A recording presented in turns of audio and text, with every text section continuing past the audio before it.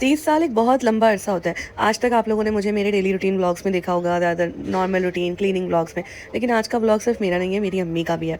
I just wanted to share it with all of you guys. ये मेरे लिए बहुत बड़ी खुशी का दिन था जब हमारी अम्मी अलग हुई एक जॉइंट फैमिली सिस्टम से। तो येस, हमारी अम्मी एक जॉइंट फैमिली सर्वाइवर हैं और मेरा हमेशा कुछ सेलिब्रेट करने का अंदाज़ मुख्तलिफ होता है। तो मैंने केक के ऊपर आज़ादी आफ्टर 30 ईयर्स लिखवाया। अनफॉर्चुनेटली वो 29 हो गया था गलती से। एनीवेज़, तो अम्मी ने घर में कुरान खानी भी करनी थी, बट उनमें कुछ अम्मी के जैसे हमारे मामू खालाएँ और सारे और अम्मी के ससुराल की तरफ से आजकल जब लड़कियां शादी से पहले डिमांड रख देती है ना कि हमने जॉइंट फैमिली में नहीं रहना, तो मुझे ऐसा लगता है कि वो शायद अपनी जगह गलत नहीं है, लेकिन वो बहुत अर्ली स्टेजेस पे डिमांड्स रखती हैं।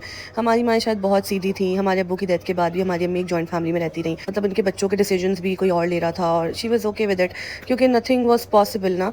तो उस घर में रहते हुए ऐसा कुछ भी नहीं था कि आपकी अपनी मर्जी से कुछ हो सकता है। बट यस, हमारी अम्मी जी जी हाँ हाँ करने वाली, जब भी सबको पसंद थी, सबकी फेवरेट थी, सबकी फेवरेट बहू in all of that. Anyways, तो आज आप लोगों के साथ ये सब शेयर कर रही हूँ क्योंकि मैंने काफ़ी ज़्यादा क्लिप्स बनाए हुए थे अम्मी के घर स्टे करने गानी और मैं गए। तो मैंने सोचा कि चले आज एक जो है पूरा व्लॉग एडिट करती हूँ। और मेरी खुशी की इंतहा थी कि आई वाज लाइक कि यार कुरान खानी पे मैंने व्लॉग बनाना है, लेकिन बस पता नहीं क्यों मैं उसी दिन बीमार पड़ गई। और इतनी ज़्यादा मैं बीमार थी कि मैं दुआ के टाइम पे लाइक मैं ब्लैंकेट के अंदर लेटी हुई थी। मेरा बीपी इतना हाई था, मुझे फीवर था, मतलब मैं शदीद किस्म की बीमार हो गई थी। तो मैंने सोचा कि चलें कोई बात नहीं, हम सारे क्लिप्स को जोड़ के आप लोगों के साथ इस चीज़ को शेयर करती हूँ।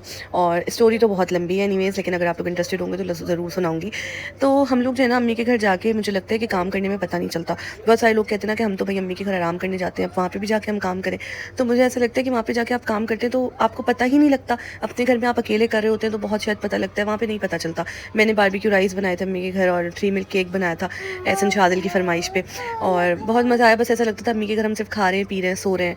ये पराठे अम्मी के घर के नीचे मिलते हैं और हम लोग जब भी जाते हैं ना तो ये पराठे मस्ट हैं। यहाँ का चीज़ पराठा, यहाँ का नॉर्मल लच्छा पराठा हम खा खा के अब मुझे लगता है कि जब तक हम इस थक नहीं जाएंगे हम इसको खाते रहेंगे। एनीवेज, तो मुझे लगता है कि वहाँ पे जाके मेरा सर में तेल लगवाना बहुत मस्त है, क्योंकि मेरे मियाँ को बहुत बुरा लगता है तेल लगाना, लाइक तेल से मालिश करना उनको बहुत बुरा लगता है।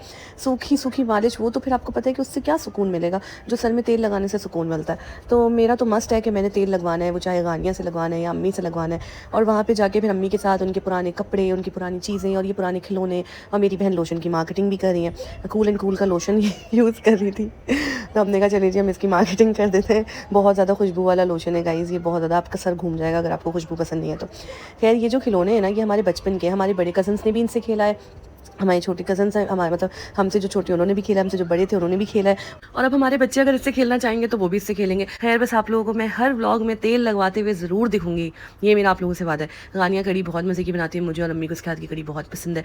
मैं भी बहुत अच्छी बनाती हूँ, लेकिन हमने कहा नहीं गानिया कड़ी तो हम तुम्हारे हाथ की खाएंगे। बस फिर नेक्स्ट डे हम लोग अपने अपने घर चले गए थे। मिलते हैं आप लोगों से नेक्स्ट व्लॉग में। अल्लाह हाफ़िज़।